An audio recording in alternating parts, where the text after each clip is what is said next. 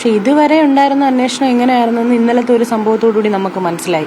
രാവിലെ പോയി അറസ്റ്റ് ചെയ്യുന്നു, വൈകുന്നേരം വിട്ടയക്കുന്നു. സുപ്രീം കോടതി വരെ ജാമ്യാപേക്ഷയുമായിട്ട് മുന്നോട്ട് പോയിട്ട് പോലും ജാമ്യം തള്ളിയ ഒരു കേസിന് നിസ്സാരമായിട്ട് അവർ വന്ന് തലശ്ശേരിയിൽ നിന്ന് ജാമ്യം എടുത്ത് പോകുന്ന ഒരവസ്ഥയിലേക്ക് പോലീസ് എത്തിച്ചു വെച്ചു.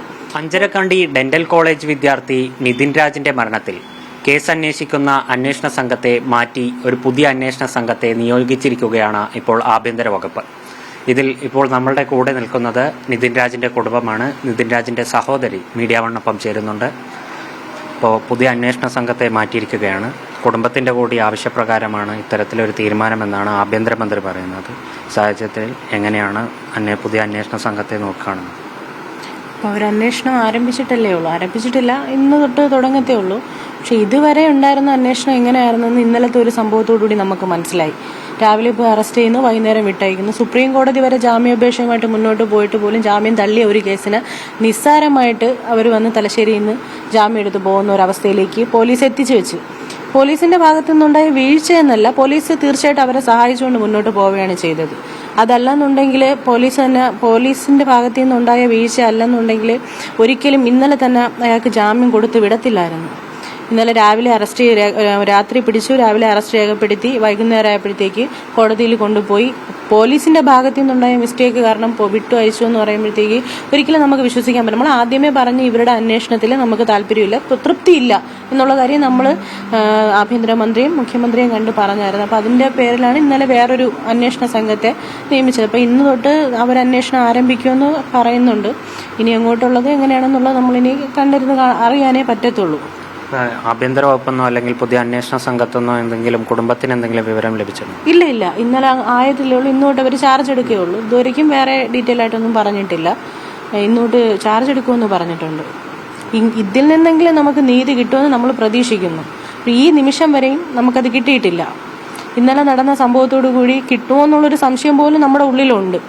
ഇന്നലെ അത്രയും രീതിയിൽ കേസ് മുന്നോട്ട് പോയി സുപ്രീം കോടതിയിൽ നിന്ന് പോലും ശക്തമായിട്ട് വിമർശിച്ച ഒരു കേസിന് നിസ്സാരം പോലെ വന്ന് അയാൾ ഇറങ്ങി പോകാന്നുണ്ടെങ്കിൽ അത് പോലീസിന്റെ പിടിപ്പുകേടാണ്. പോലീസിന്റെ ഭാഗത്തു നിന്നുണ്ടായ വീഴ്ചയെന്നല്ല, പോലീസ് അവരെ സഹായിക്കുകയാണ് ചെയ്തത്. അതല്ലെന്നുണ്ടെങ്കിൽ ഇത്രയും ലൂപ്പ് ഹോൾ കൊടുത്തുകൊണ്ട് അയാളെ കൊണ്ടുപോയി കോടതിയിൽ ഹാജരാക്കൂല ഒരിക്കലും. ഇപ്പോൾ മാസങ്ങളായി ഈ സംഭവം നടന്നിട്ട്, ഈ മരണം കഴിഞ്ഞിട്ട്, ഇപ്പോൾ ഈ കഴിഞ്ഞ ദിവസമാണ് ഇയാളെ അറസ്റ്റ് ചെയ്യുന്നത്. ആദ്യഘട്ടത്തിൽ തന്നെ കുടുംബം ഉന്നയിക്കുന്നൊരു വിഷയം എന്ന് പറയുന്നത് ഈ പോലീസിന് അല്ലെങ്കിൽ അന്വേഷണ സംഘത്തിന്, ക്രൈംബ്രാഞ്ച് സംഘത്തിന് വലിയ രീതിയിലുള്ള വീഴ്ചയുണ്ടായി എന്നുള്ളതാണ്. ഇപ്പോൾ ഇന്നലത്തെ സംഭവം തന്നെ കോടതിയും വലിയ രീതിയിലുള്ള പോലീസിനെ വിമർശിച്ച് കൊണ്ടുള്ളൊരു ഉത്തരവാണ് ഇയാളുടെ ജാമ്യ ഉത്തരവിൽ പറയുന്നത്. ഇന്ന് ആഭ്യന്തരമന്ത്രി പറഞ്ഞത്, അല്ലെങ്കിൽ DGP ഈ ഒരു വിഷയത്തിൽ അന്വേഷണം കൂടി പ്രഖ്യാപിച്ചിട്ടുണ്ട്, റിപ്പോർട്ട് ആവശ്യപ്പെട്ടിട്ടുണ്ട്. ഇവർക്കെതിരെ വല്ല നടപടി കുടുംബത്തിന്റെ ഭാഗത്തു നിന്ന് ആവശ്യപ്പെടുന്നുണ്ടോ?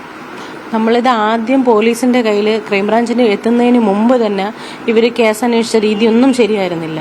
അവരായിട്ട് തന്നെയാണ് ക്രൈംബ്രാഞ്ചിലേക്ക് കേസ്, നമ്മുടെ ആവശ്യപ്രകാരം ആയിരുന്നില്ല, ക്രൈംബ്രാഞ്ചിലേക്ക് കൈമാറി. അതും നമ്മൾ മീഡിയ വഴിയാണ് നമ്മൾ അറിയുന്നത്. ക്രൈംബ്രാഞ്ചിലേക്ക് കൈമാറി. ക്രൈംബ്രാഞ്ചിന് കൈമാറിയിട്ടും അപ്പോഴും ആ കൈമാറിയിട്ട് പോലും നമുക്ക് അവരനുകൂലമായിട്ടോ അല്ലെങ്കിൽ നമ്മുടെ ആവശ്യത്തിനനുസരിച്ചോ ഒന്നും അവർ അന്വേഷിക്കുകയോ ചിന്തിക്കുകയോ ഒന്നും, നമ്മുടെ കുറച്ച് മൊഴി എടുത്തുകൊണ്ട് പോയി എന്നുള്ളതല്ലാണ്ട് നമ്മൾ ആഴ്ചയിൽ അല്ലെങ്കിൽ 2 ആഴ്ച കൂടുമ്പോൾ നമ്മൾ അങ്ങോട്ട് വിളിക്കും, സാർ എന്തായി, എന്തെങ്കിലും പുരോഗതി ഉണ്ടോ, എന്തെങ്കിലും അറിഞ്ഞോ, അല്ലെങ്കിൽ മറ്റെന്തെങ്കിലും ആണ്, അല്ല അത് റാം ഇപ്പോൾ ഇവിടെ കിട്ടിയില്ല, റാം ചിറ്റൂരാണ്, അയാളുടെ കുറച്ച് ബന്ധുക്കളുടെ അടുത്താണ്, നമുക്ക് പെട്ടെന്ന് അയാളെ റീച്ച് ചെയ്യാൻ പറ്റത്തില്ല എന്നൊക്കെ പറഞ്ഞിട്ട് നമ്മളെ വിളിച്ച് പറയും. ഇതിനോട് ഇങ്ങനെ കേസ് മുന്നോട്ട് പോയപ്പോഴും നമ്മളെ വക്കീലുമായിട്ട് ബന്ധപ്പെട്ട് നമ്മളെ വക്കീലായിട്ട് ആദ്യം ഹൈക്കോടതിയിൽ ജാമ്യം തള്ളി, അത് കഴിഞ്ഞിട്ട് അയാൾ സുപ്രീം കോടതിയായിട്ട് പോയി.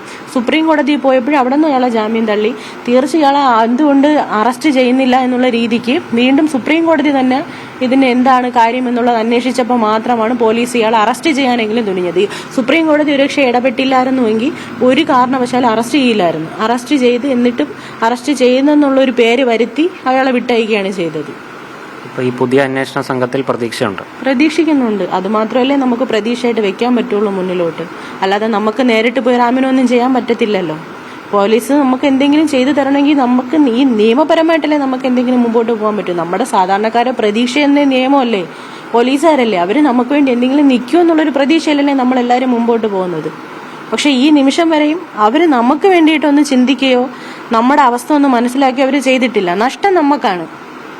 ആ ഒരു നഷ്ടം അവർ ഇന്ന് വരയ്ക്ക് അവർ കണ്ടിട്ടില്ല. ഒരു കൊച്ചു അവൻ നഷ്ടപ്പെട്ട് 3 മാസമായി. 3 മാസമായിട്ടും ആ കേസിന്റെ ഒരു രീതിക്ക് ഒരു ശകലം പോലും ഒന്ന് മുന്നോട്ട് പോയതായിട്ട് നമുക്ക് തോന്നിയിട്ടില്ല. ഇന്നലെ പേരിന് വേണ്ടി ഒരു പ്രഹസനം പോലെ അയാളെ കൊണ്ടുവന്നു, തിരിച്ച് അയാളെ കുടുംബത്തോടൊപ്പം സന്തോഷത്തോടെ വിട്ടയച്ചു. അതിലുപരി പോലീസ് എന്താണ് ഈ കേസിന് വേണ്ടിയിട്ട് ചെയ്തിട്ടുള്ളത്? ഇവിടെ വന്ന് 2-3 പ്രാവശ്യമായിട്ട് മൊഴിയെടുത്തു തിരിച്ചുപോയി.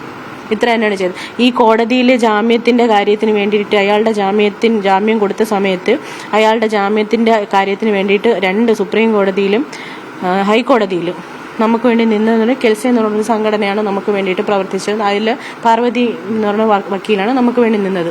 മാഡത്തിന്റെ ഒരാളുടെ കഴിവ് കൊണ്ട് മാത്രമാണ് ഈ കേസ് ഇപ്പോഴും നിലനിൽക്കുന്നത്. അതല്ലെന്നുണ്ടെങ്കിൽ ഈ കേസ് എന്നേ പോകുമായിരുന്നു. നമുക്ക് എത്രയെന്ന് പറഞ്ഞാൽ നമ്മൾ മുന്നോട്ടോടും. എത്രയെന്ന് ആ മാഡം ഒരാളെ കൊണ്ട് ഒരു സംഘടന കൊണ്ടാണ് ഞങ്ങൾ ഈ കേസ് ഇത്ര രീതിക്ക് പോയത്. ഇത്രയും തെളിവുകൾ പോലീസിന്റെ ഭാഗത്തു നിന്ന് ഒരു തരത്തിലുള്ള തെളിവുകളും കോടതിയിൽ സമർപ്പിച്ചിട്ടില്ല. അവന്റെ കൂട്ടുകാർ നമുക്ക് അയച്ചു തന്ന കുറച്ച് തെളിവുകളും നമ്മുടെ കയ്യിൽ അയച്ചു തന്നിട്ടുള്ള തെളിവുകളും വെച്ചാണ് ഈ 2 കോടതിയും ഇയാൾക്കെതിരെ ഇയാൾ കുറ്റക്കാരനാണ്, അതുകൊണ്ട് ഇയാളെ അറസ്റ്റ് ചെയ്ത് അന്വേഷിക്കണം എന്നുള്ള രീതിക്ക് മുന്നോട്ട് പോയത്, അയാളെ ജാമ്യം നിഷേധിച്ചത്. പക്ഷെ അത് പോലീസ് കണ്ടിട്ടില്ല. പോലീസ് നോക്കുന്നപ്പോഴെല്ലാം അയാൾ ഓക്കെയാണ്, പ്രശ്നമില്ല. പക്ഷെ കോടതിയിൽ നോക്കുമ്പോൾ, കോടതിയുടെ ഭാഗത്ത് നോക്കുമ്പോൾ അയാളെ ഭാഗത്ത് തെറ്റുള്ളത് കൊണ്ടല്ലേ അയാളെ ജാമ്യം 2 കോടതിയും നിഷേധിച്ചത്. പക്ഷെ പോലീസ് കൊണ്ടുവന്ന് അറസ്റ്റ് ചെയ്ത് കൊണ്ടുവന്ന് നേരെ അങ്ങ് വിട്ടയക്കുകയും ചെയ്തു. ഇതാണ് ഇപ്പോൾ സംഭവിച്ചിരിക്കുന്നത്. എന്തായാലും കുടുംബം പറയുന്നത് ഇത്തരത്തിൽ നിലവിലെ അന്വേഷണ സംഘത്തിന്റെ ഭാഗത്തു നിന്ന് വലിയൊരു വീഴ്ചയുണ്ടായി. അതിന്റെ ഭാഗമായിട്ടാണ്, അല്ലെങ്കിൽ ഈ പോലീസുമായി ഒത്തുകളിച്ചാണ് റാമിന് ജാമ്യം ലഭിച്ച ഒരു സാഹചര്യം ഉണ്ടായത്. നിലവിലെ അന്വേഷണ സംഘത്തെ മാറ്റിയ നടപടി പുതിയ അന്വേഷണ സംഘത്തിൽ പ്രതീക്ഷയുണ്ടെന്ന് കൂടി കുടുംബം പ്രത്യാശ പ്രകടിപ്പിക്കുന്നു.